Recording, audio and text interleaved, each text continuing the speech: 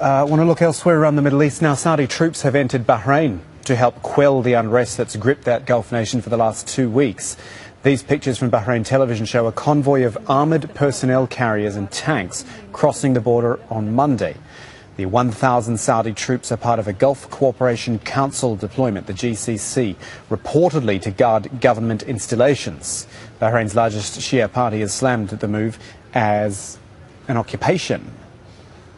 Earlier we spoke to Adel Al-Muada, who is the deputy chairman of the Bahraini parliament. I asked him if foreign troops entering an already volatile situation wasn't simply a provocation. The GCC has always been coordinating and with each other in all aspects, especially in the cases like in Bahrain. It will not be strange, but I think, although I think that in Bahrain it is not a lack of a force. It is not, I think it is a showing of solidarity for the GCC states. It is not a lack of security forces in Bahrain. And I don't know if they are coming to be in the streets or to save certain areas, or I don't know. I cannot guarantee it. Blocking the roads are no good for anyone. Blocking our places of interest are no good for anyone. We should argue and we should talk for our own benefits. Now the government is willing and asking to get together and do the changes needed. But you know, when the situation is like this, you cannot talk. We're going to discuss the possible repercussions of this move now with Nabil Rajab, who's on the line from the Bahrain Center for Human Rights. Thank you for your time, Nabil. I'm going to assume here that you are completely opposed to this idea of Saudi troops or any troops coming into Bahrain. Yeah, I'm really surprised why Saudi troops coming to Bahrain. It is totally an internal issue.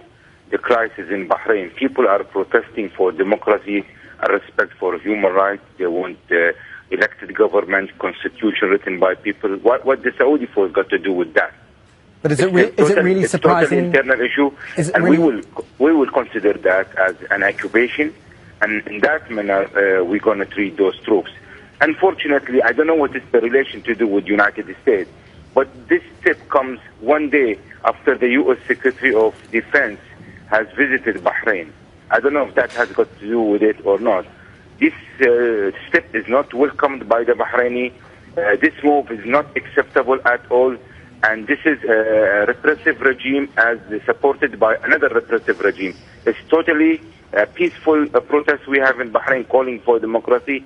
I see there is no way, no justification for any troops to come. But is it really that, I'm going to interrupt you, sir, I'm sorry, is it really that surprising that Bahrain, the government of Bahrain, would look to Saudi Arabia for some assistance? Saudi Arabia has already clamped down on its own protests and banned them, actually. Is it really that surprising that it would look elsewhere for help? I mean, even Bahrain Army or Bahrain Rights Police were handling the issue. I mean, they could do that. Why to involve other countries? It looks very bad because you are getting empowered by other countries, which means giving your people the chance to go and claim or call another country to help. And that's not good. It's going to open the door for everybody comes in and asks for an outside help. It's totally an internal issue. We have a dispute with the ruling family here because they've been repressive.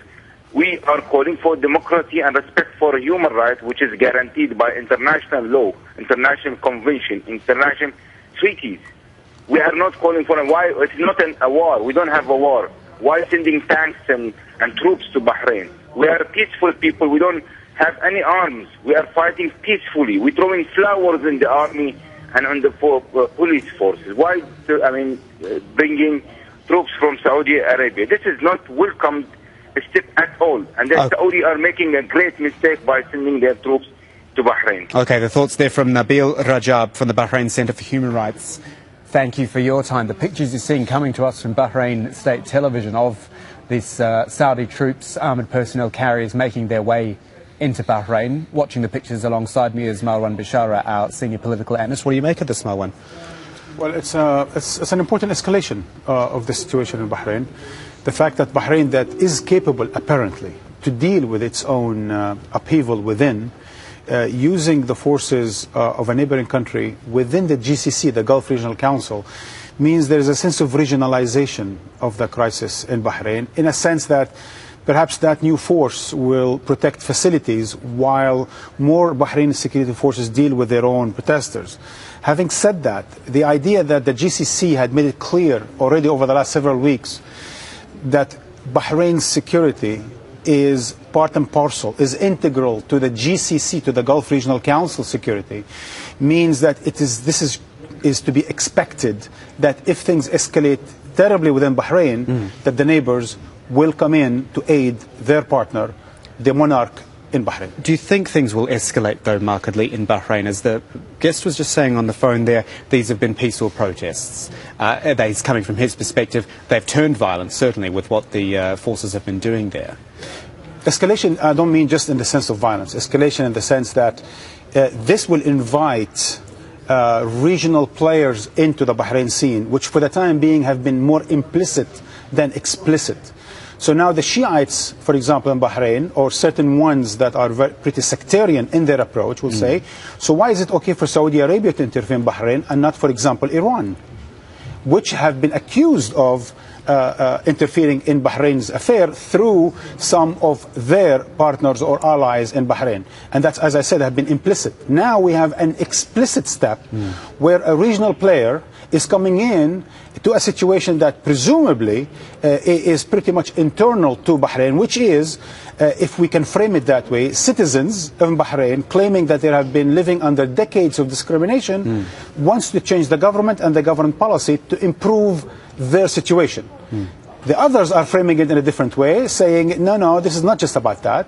This is about a strategic location, a strategic island that is suffering from an escalation that perhaps is going to leave the door open for regional powers to come in and lead to a regional escalation rather than internal ones. Here's the thing, though.